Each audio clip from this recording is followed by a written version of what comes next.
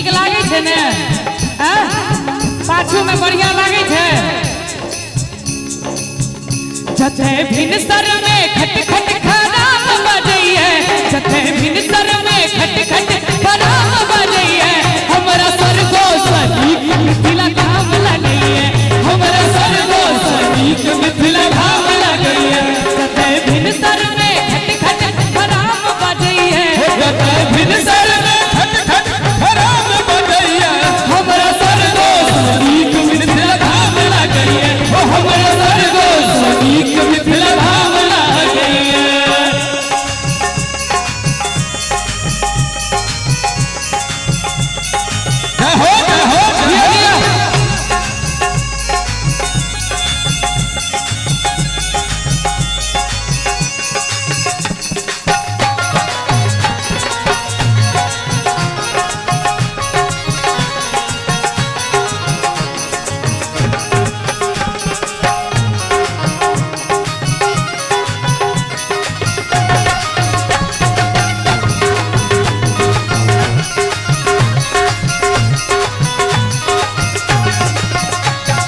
राजा सन राजा जनक जी विराजै छै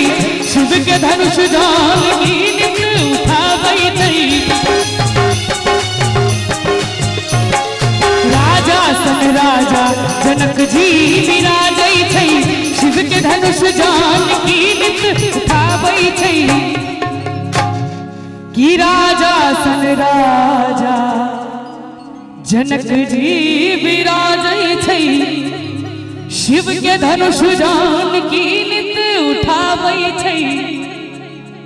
हे जते सूका सब वेदो पुराण पढ़ैया जते सूका सब वेदो पुराण पढ़ैया हमरा सरगो सनीक मिथिला धाम लगैया हमरा सरगो सनीक मिथिला धाम लगैया जते भिनसर में खट खट खराब बजैया जते भिनसर में खट खट खराब बजैया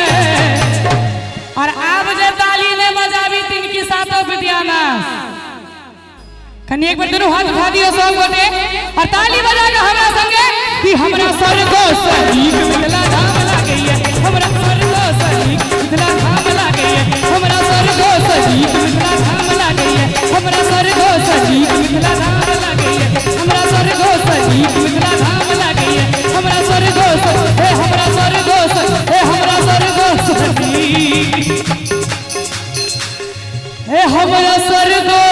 सनीक मिथिला धाम लगैया मिथिला धाम की ढोलक